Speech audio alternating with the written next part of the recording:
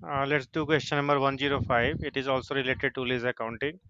So the let's read what is the ask of this question. Identify whether each of the following statements indicates or does not indicate that a contract contains a lease. All right. So I mean whether this contract contains a lease or not. So whether these statements indicate that fact or not. So the first is the lessee obtains substantially all of the economic benefits, all of the economic benefits the lessee takes. Yeah, I mean it happens like on leases.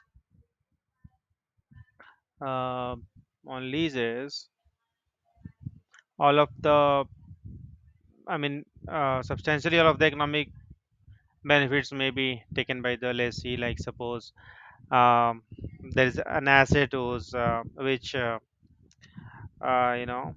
useful life is 5 years, and then the lease is also a 4 and a 5 years or 5 years. It's quite obvious that substantially all of the economic benefits will be taken by the lessee.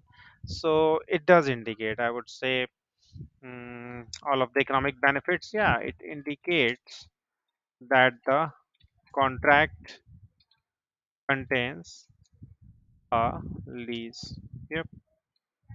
Second one, ownership in the asset is transfer at the end of ownership transfer. Yeah, I mean this also indicates, I mean, it may be in the clause of the lease agreement that at the end of the lease term, the ownership will be transferred to the lessee. It's quite obvious. I mean, it's common. So it also indicates that the contract contains a lease.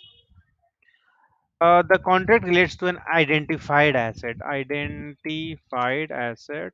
Yes. Yes. On a lease agreement, the asset is identified for sure. So it also indicates that the contract contains a lease. If it suits them to do so, the lessor can substitute an identical asset. No, the lessor cannot substitute an identical asset. For example, we uh, we take some space on lease, we start using it, and then all of a sudden we can't decide.